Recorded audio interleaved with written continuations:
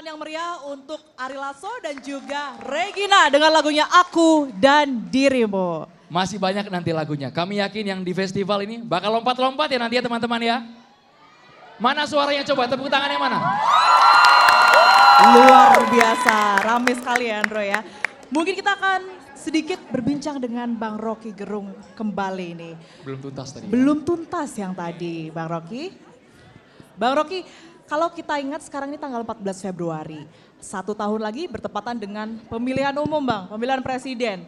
Apa yang kemudian ini bisa dilakukan Bang oleh kita semua agar pemilu ini bisa terjadi dengan damai, tanpa ada perseteruan, tanpa ada kubu-kubu yang kemudian memanas begitu? Ya harusnya itu yang terjadi. Tetapi keinginan itu dibatalkan oleh kasak-kusuk politik istana tuh. Yang sampai sekarang kita tahu bagaimana kita mau bikin pemilu kalau jalan ke arah itu terhalang oleh ketidaknyamanan presiden terhadap 1-2 orang calon presiden berikutnya tuh. Itu terasa tuh. Jadi hambatan pertama adalah ketidaklegaan presiden untuk membiarkan proses pemilu itu berjalan natural tuh. Itu ya kita bilang intervensi, memang intervensi itu. Dan kalau kita uji secara lebih cermat, kegelisahan presiden itu karena tidak ada jaminan bahwa beliau tidak akan diperkarakan setelah lengser. Itu dasarnya. Jadi kita bisa siksak dengan argumentasi itu. Tapi yang terasa adalah itu tuh.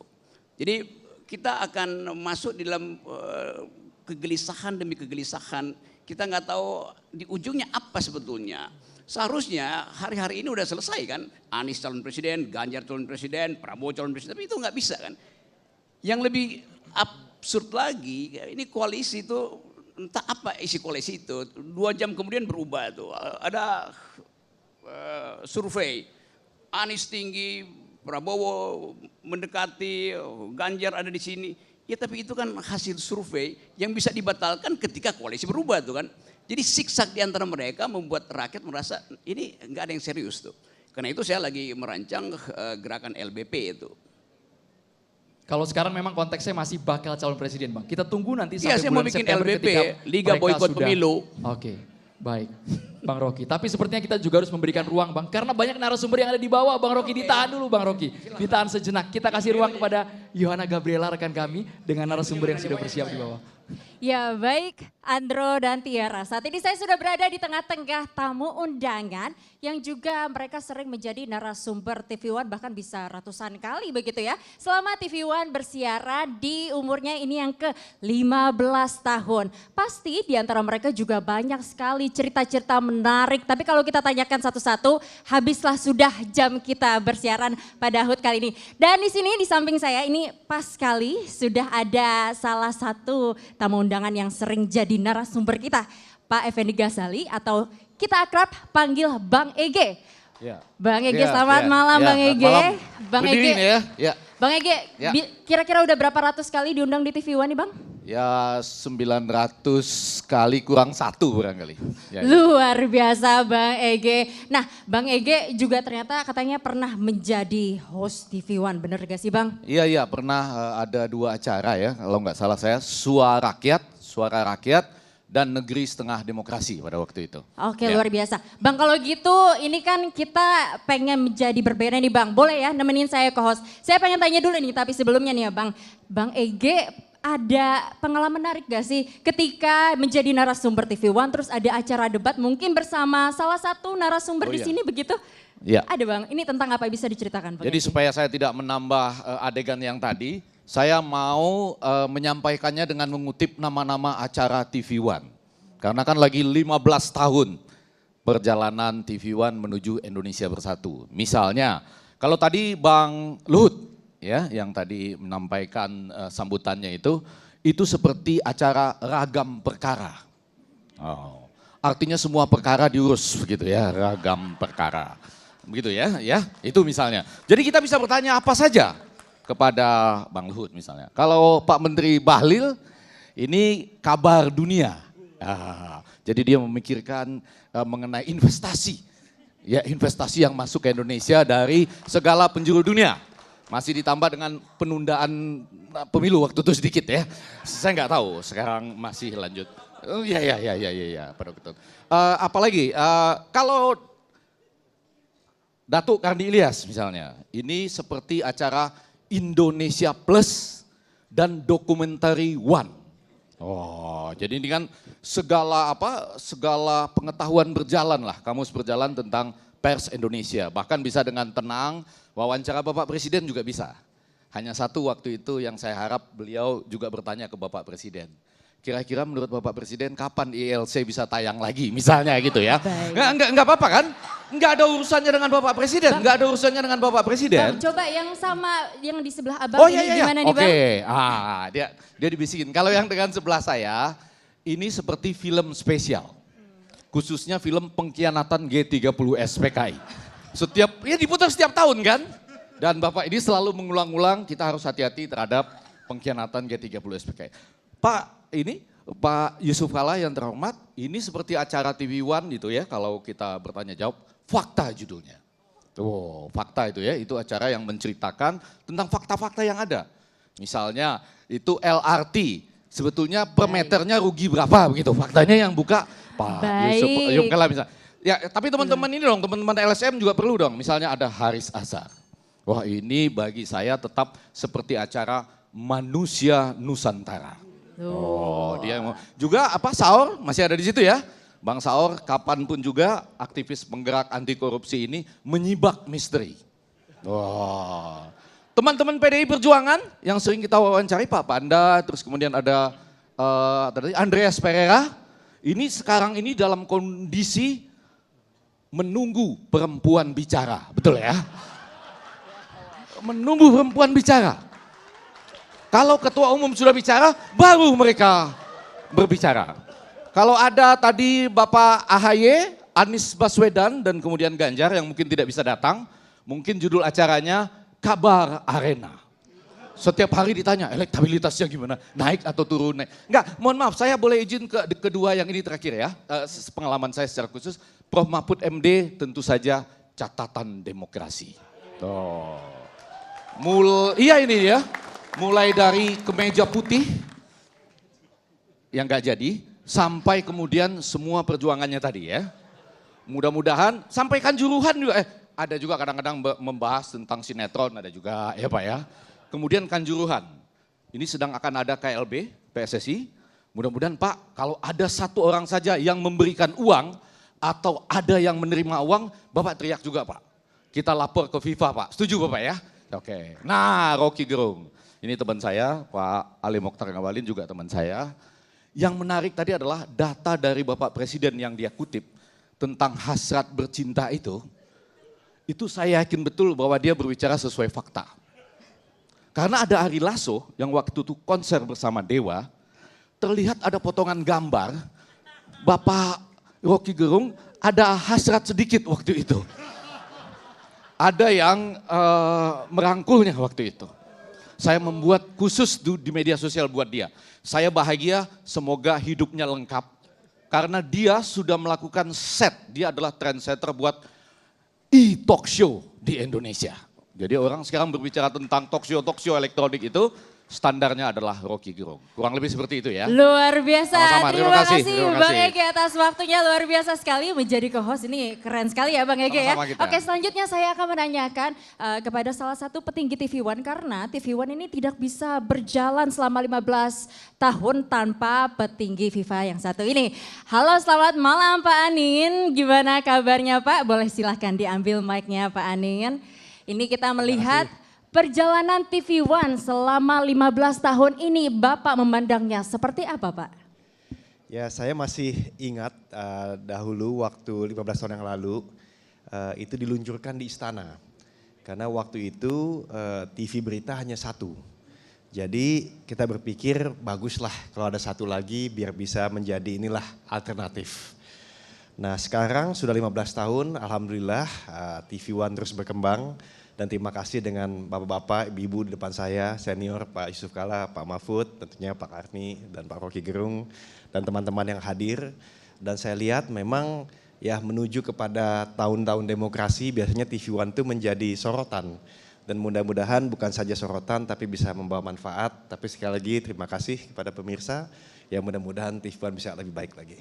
Baik, terima kasih Pak Anin, menjadi manfaat dan juga lebih baik lagi. Dan sekarang saya akan menanyakan Pak Menteri, selamat malam Pak Menteri Investasi Pak Bahlil. Pak tadi juga sudah disampaikan oleh Bang Ege nih Pak mengenai investasi ya Pak ya, mengurusi hal investasi. Tentunya media ini juga berperan aktif yang mempengaruhi investasi mungkin dari asing ya. Nah menurut Pak Bahlil ini apa sih yang perlu dibenahi dari media khususnya TV One ya Pak ya, karena telah berjalan 15 tahun agar bisa lebih bermanfaat dan juga lebih baik seperti yang tadi Pak Anin sampaikan. Silakan berdiri sambil menjawab Pak.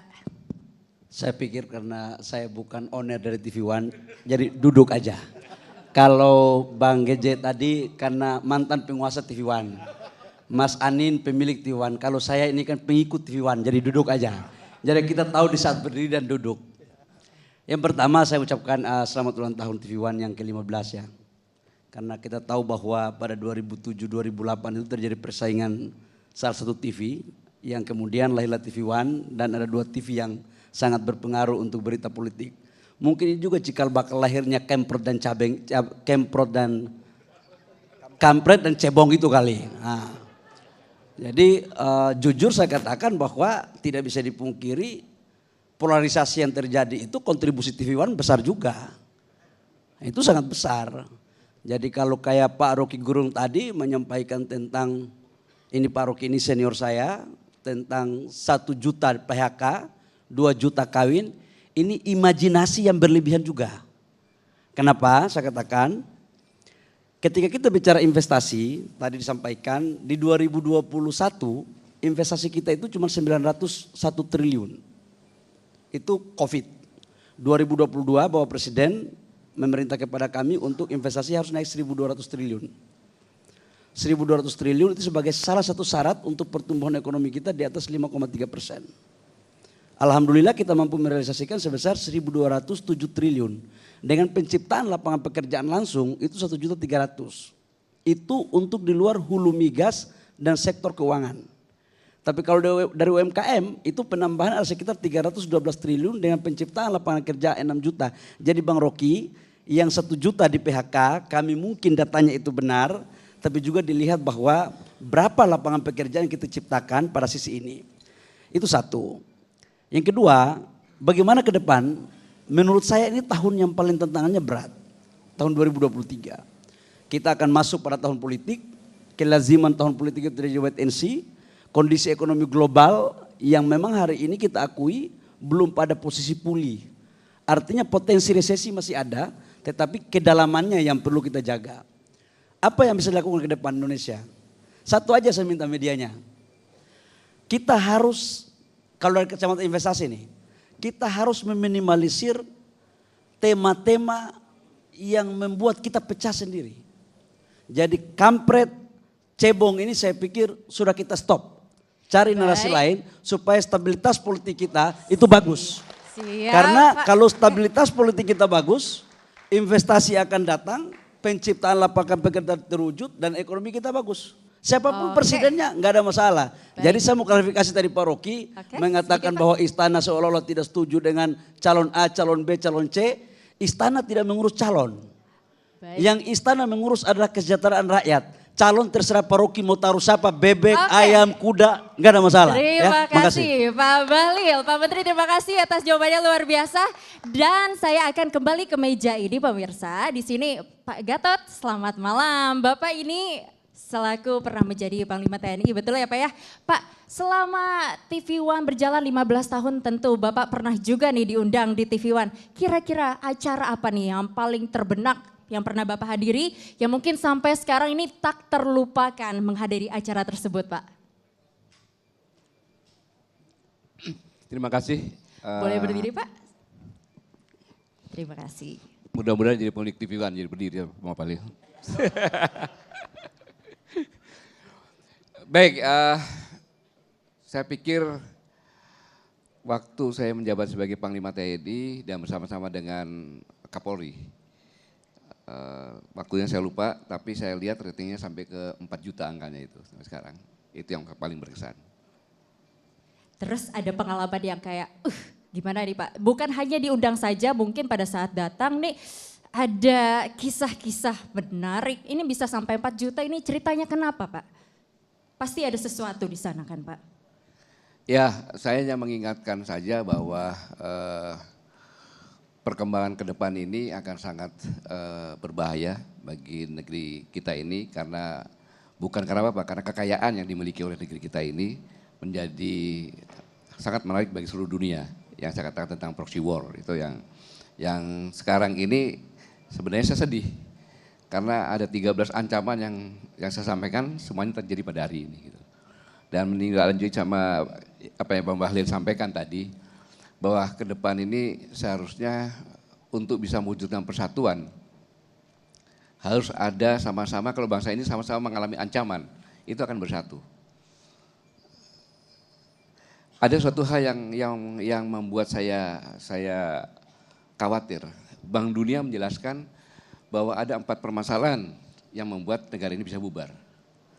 Yaitu yang pertama, ada semacam ketidakadilan. Di mana contoh singkatnya saja, ketidakadilan, Bank Dunia menyampaikan bahwa ada yang mempunyai ratusan ribu hektar. Tetapi sisi lain di Jakarta banyak penggusuran di rakyat kecil. Bahkan sanitasi, Bank Dunia menyampaikan juga bahwa di Jakarta ini tingkat kesehatan sekitar 90% lebih. Tapi di Papua hanya 1-2%. Selanjutnya bahwa tenaga kerja pendidikan di Indonesia ini masih sangat kurang. Sehingga menyebabkan tidak bisa bersaing dengan tenaga kerja lain dan mereka hanya bekerja pada strata yang sangat rendah.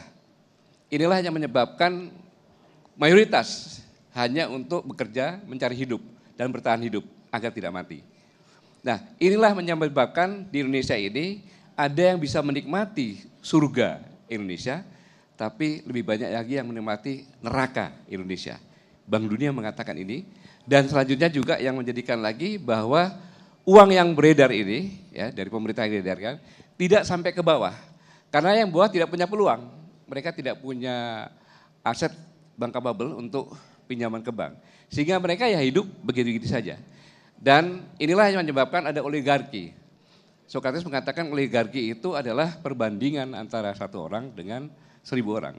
Di Amerika 1 sampai 20 ribu, di Indonesia 1 orang sampai 800 ribu dan ada 4 orang yang kekayaannya itu setara dengan 100 juta rakyat Indonesia. Ini yang sangat berbahaya dan yang paling terakhir yang keempat Bank Dunia mengatakan bahwa mayoritas masyarakat Indonesia tidak punya tabungan. Sehingga dia untuk sekolah, rekreasi dan sebagainya tidak ada. 4 ini yang kalau kita bisa menjadikan ancaman bersama, mungkin semuanya bisa bersatu dan semua kandidat berbicara bersama mengatasi ini. Terima kasih. Baik, terima kasih Pak Gatot. Pemirsa HUT TV One ke-15, Semangat Indonesia Bersatu akan kembali usai jeda. Tetaplah bersama kami.